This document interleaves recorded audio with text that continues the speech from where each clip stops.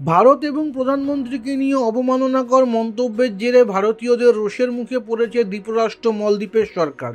এমনকি মলদ্বীপকে বয়কট করার ডাকও দিয়েছেন বলিউড এবং ক্রিকেট মহলের তাবৎ তারকারা।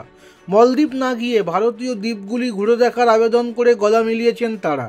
বিতর্ক শুরু হতেই ভারত এবং প্রধানমন্ত্রীর পাশে দাঁড়িয়েছেন অক্ষয় কুমার, সচিন তেন্ডুলকর, সলমান খান, কঙ্গনা রানাওয়াত, জন আব্রাহাম, শ্রদ্ধা কাপুর, হার্দিক পান্ডের মতো তারকারা। মলদ্বীপ যেতে বারণ করার পাশাপাশি দেশবাসীকে ভারতীয় দ্বীপগুলি অন্বেষণ করার বার্তাও দিয়েছেন তারা। সারা আলী খান থেকে জাহ্নবী কাপুর সকলকেই এই দ্বীপগুলোতে যেতে উৎসাহ দিচ্ছেন।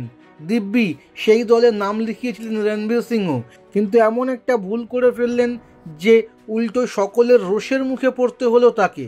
অভিনেতা একটি ছবি টুইট করে লক্ষদ্বীপের জয়গান করতে গিয়েছিলেন, লিখেছিলেন 2024-এ চলুন ভারত ঘুরে দেখি, কত কিছু ঘুরে দেখার আছে আমাদের সমুদ্র সৈকতগুলিতে, চলো ভারত দেখো। সবই ঠিক ছিল, কিন্তু তিনি লক্ষদ্বীপকে গুলিয়ে ফেললেন মলদ্বীপের সঙ্গে। স্বাভাবিক, এতবার ওখানেই ঘুরতে গিয়েছেন, এমনকি জীবনসঙ্গী দীপিকা পাড়ুকোনকে বিয়ের প্রস্তাবও দিয়েছিলেন মলদ্বীপেই, তাই দুর্বলতা তো থাকবেই। তাই হয়তো ভুলবশত লক্ষদ্বীপের প্রচার করতে গিয়ে মলদ্বীপের ছবি ব্যবহার করে ফেলেছেন তিনি। তবে কিছু পরে তিনি পোস্টটি রিমুভ করে দেন।